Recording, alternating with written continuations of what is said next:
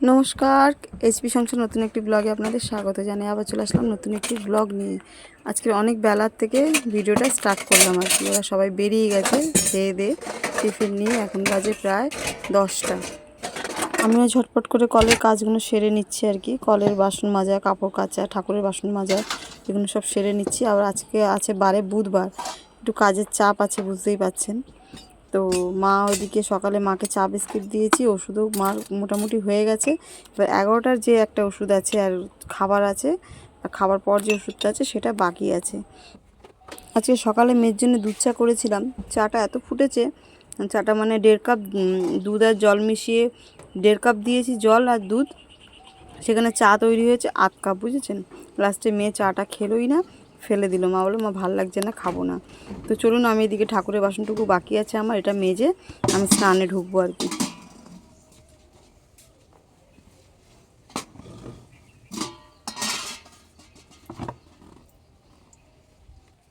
এখন সপ্তাহ ধরে আমি সকাল সকাল ঠাকুরের সিংহাসন বুধবার করে পরিষ্কার করি না।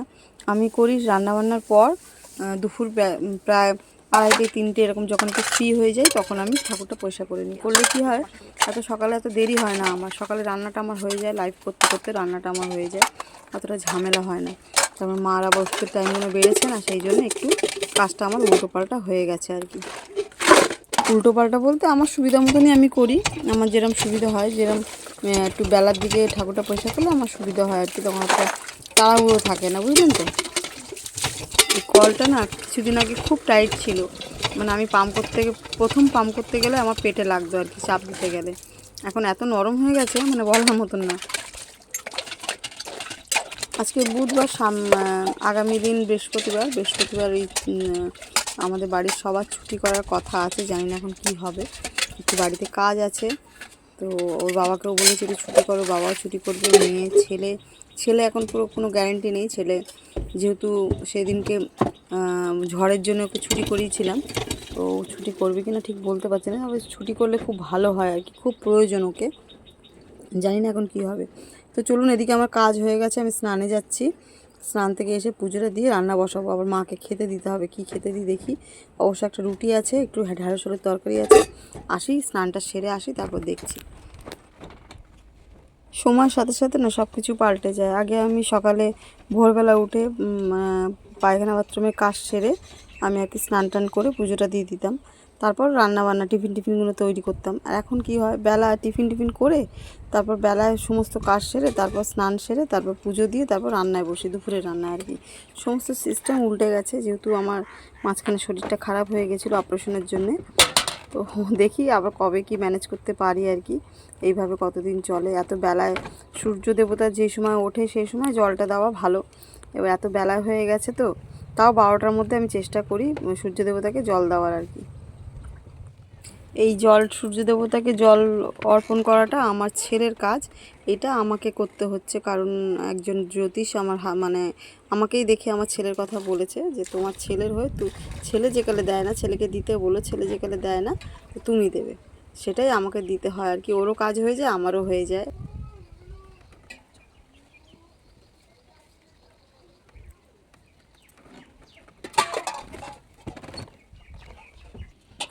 সন্ধেবেলা করে যদি কেউ সন্ধে দিয়ে ঠাকুরের বাসনটা যদি মেজে রাখে, আমার খুব সুবিধা হয়।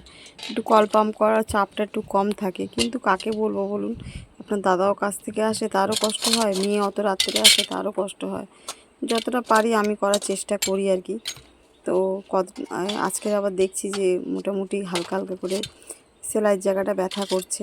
জানি না কী কারণে, কোনো চাপে বা কী কারণে বলতে পারছি না, একটু ব্যথা ব্যথা করছে। ওই ব্যথাটা হলে আর কি শরীরটা আমার ঝিমিয়ে পড়ে।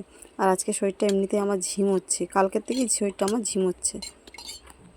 আমাদের এখানকার আবহাওয়াটা না নোনা আবহাওয়া, জানেন তো। দেখছেন গ্লাসগুলো কিরকম জং ধরে পড়ে রয়েছে, এগুলো কিন্তু কেনার সাথে সাথে এরকম জং ধরে গেছে। কি হয় জানেন তো, এখানকার যে কোনো বাসন ধরুন মেজে রাখবেন, সেখানে যদি একটু জল থেকে যায় সেই জায়গাটা জং ধরে যায়, মানে খুব বাজে বিচ্ছিরি ব্যাপার আর কি। তো গা হাত পা কালো হয়ে গেছে, আগের থেকে যেখানে থাকতাম তার থেকে এখানে আসার পর গা হাত পা কালো হয়ে গেছে। জলটাও নোনা, আমাদের যে কল থেকে জলটা বেরোয় না, সেই জলটাও এখানকার নোনা জল, জানেন তো।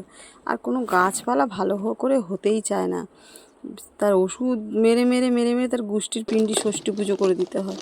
তো ওইদিকে আমার পুজো দেওয়া হয়ে গেছে। একটু বাতাসার জল ভেজে এর মধ্যে পরে মুড়ি ভিজিয়ে খাবো, বাতাসা দিয়ে জলটা ভিজিয়ে রাখি আর কি। আজকে শরীরটা ভালো লাগছে না, একটু মুড়ি ভিজানো খাবো। আর মাকে আমি দিয়েছি ঢ্যাঁড়স, একটা রুটি ছিল আর সকালের আলুর তরকারি ছিল, ঢ্যাঁড়স আলুর তরকারি, এটা দিয়েছি, মা খেয়েছে। খেয়ে আমি এবার মুড়িটা ভেজাচ্ছি, এটা ভেজানো থাক বাতাসাটা, পরে আমি খাবো আর কি, হাতের কাজটা সেরে নিই। আজকের আমার কাজ তাড়াতাড়ি হয়ে গেছে, স্নান টান সব তাড়াতাড়ি হয়ে গেছে। এখন 10:30 বাজে, আমি এবার রান্নায় বসে যাব, কারণ রান্নার জোগাড় করতে করতে অনেক দেরি হয়ে যায়। তো এদিকে আমি 2 রকম ডাল সেদ্ধ বসিয়ে দিয়েছি, মুগ মুসুর মেশানো আছে। লাউ ডাল করবো যেহেতু, শুধু মুগ ডাল করব না, তো মুগ মুসুর দুটোই করব। করে ডালটা সেদ্ধ প্রায় হয়ে গেছে, এর মধ্যে শুধু লাউ দেবো আর টমেটো দেবো, অল্প করে টমেটো দেবো। আমার ছেলে আবার টমেটো খেতে চায় না, ও যেন কেমন একটা মানে টমেটো মুখে পড়লে ওর গাটা যেন কেমন গুলিয়ে ওঠে আর কি। তো চলুন, ডালও আমার প্রায় মোটামুটি সিদ্ধ হয়ে গেছে। লাউ কটা দিয়ে দিই। কালকে আপনার দাদা একটা বড় লাউ নিয়ে এসেছে জানেন তো, 20 টাকা দিয়ে। আর ওর থেকে ছোটো লাউ এখানটায় নেয় 30 টাকা, 30 টাকা না সরি 40 টাকা 35 টাকা নেয়, বুঝলেন তো। তো এদিকে আমি উচ্ছে আর কুমড়ো ভাজা বসিয়ে দিয়েছি, প্রায় হয়ে এসছে আমার। 5 ফোড়ন দিয়ে এই ভাজাটা করি, খুব ভালো লাগে। একটু পেঁয়াজের পরিমাণটা দিতে হয়। আজকে জানি না কড়াই কেন লেগে লেগে যাচ্ছে, ভাজাটা আমার কোনোদিন লাগে না, আজকে লেগে লেগে যাচ্ছে, বুঝতে পারলাম না, তাড়াহুড়ো করে করেছি তো, হয়তো কড়াটা ভালো করে গরম হয়নি। হ্যাঁ হ্যাঁ হ্যাঁ বসো।